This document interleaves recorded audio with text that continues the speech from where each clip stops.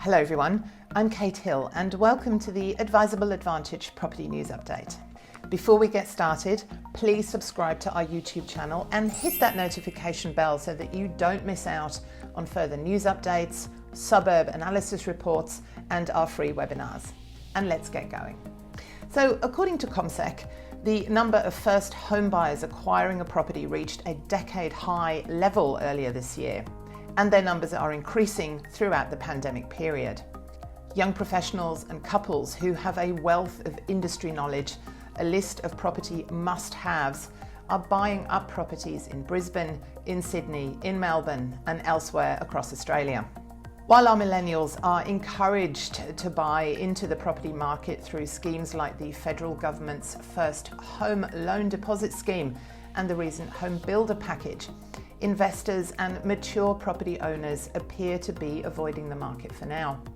Sales agents across the nation are reporting that young home hunters in secure jobs are feeling brave and typically are seeking a townhouse or a two-bedroom unit, while low interest rates mean that it is now cheaper to buy than to rent in many areas. This momentum is expected to continue with the second round of the First Home Loan Deposit Scheme opening on the 1st of July, with another 10,000 places available. The latest ME Bank quarterly property sentiment report says that buyers are looking for bargains in country towns. The new home builder grants have provided the incentive to young first home buyers to enter the property market, and they are now ready for some COVID-19 bargains.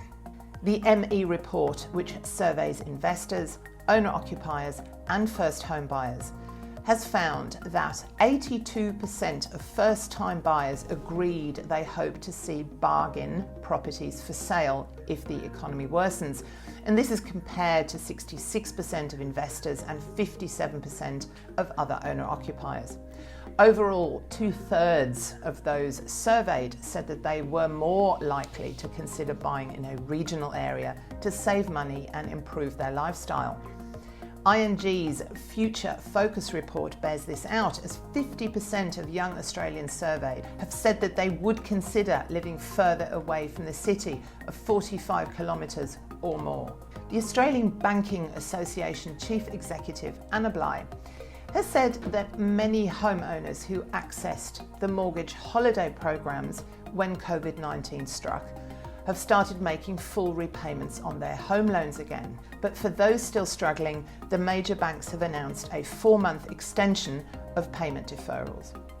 Major banks say that the number of customers asking to defer their mortgage payments fell in June as economic conditions and also consumer sentiments improved. Westpac's acting chief executive of consumer banking, Richard Burton, said that many of the bank's 120,000 customers who had applied for a payment freeze have asked to resume their home loan commitments before the end of the grace period. CBA says that 20% of customers who had requested deferrals are now making some repayments again. According to NAB, 10 to 15% of its customers who claimed hardship have reversed their decision to defer repayments. Anna Bligh says, encouragingly, banks are seeing that many deferred customers are choosing to resume making loan repayments. And this is important. Returning to paying down your loan as soon as you can is better in the long run for you, your business and the economy, she said. A report published by Deloitte Access Economics says that Australia's economy is in a stronger position than predicted, despite the COVID-19 pandemic. The report states that the outcomes are healthier and happier than the forecasts from the Federal Treasury and Reserve Bank, and this is largely because consumers have spent much more than expected. Retail sales in May increased 5.8% on the figures from May last year. The Reserve Bank predicted consumer spending to drop by 15% between March and June 2020 quarters, but May's very strong figures suggest that this is unlikely to eventuate.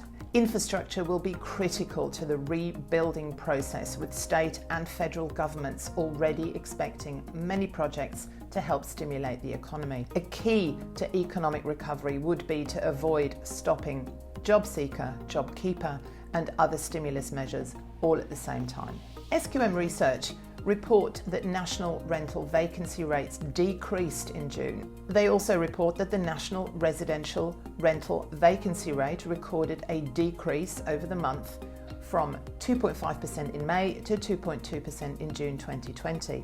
The financial year ended with the total number of residential vacancies down on last year.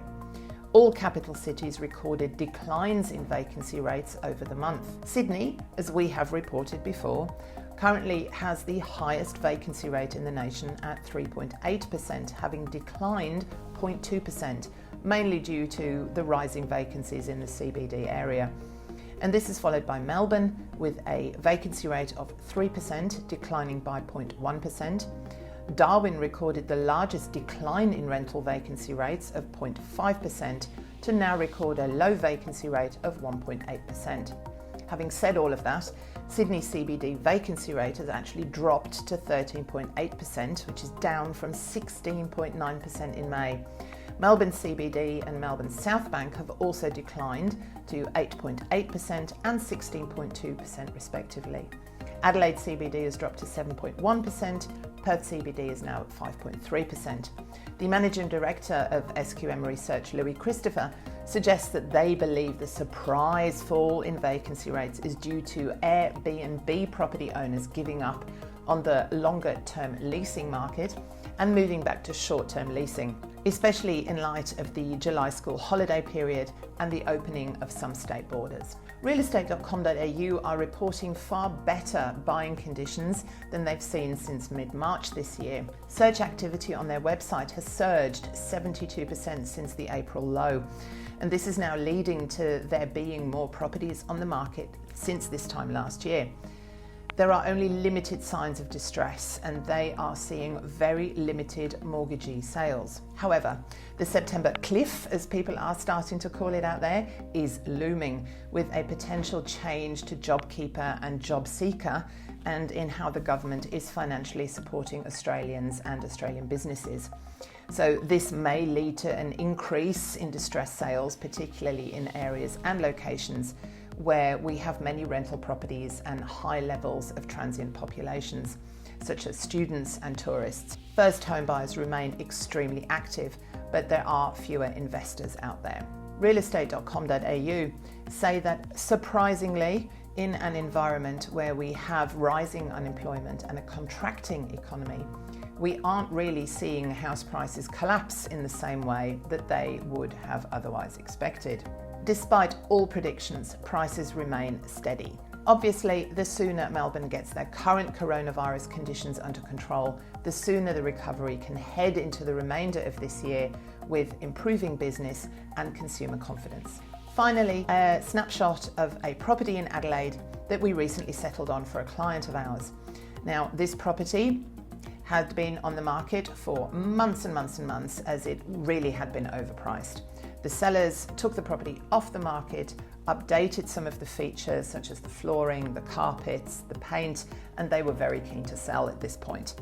We purchased this property for our client for $310,000 and it has a sitting tenant on a 12-month lease paying $360 a week. Please subscribe to our channel so that you don't miss out on our area reports, our free webinars and further news updates. Please leave a comment below and let us know if you have any questions at all or any concerns about your property buying. Please check out our website for full details on our services and how our advisors and buyers agents can help you. And I will see you soon. Bye.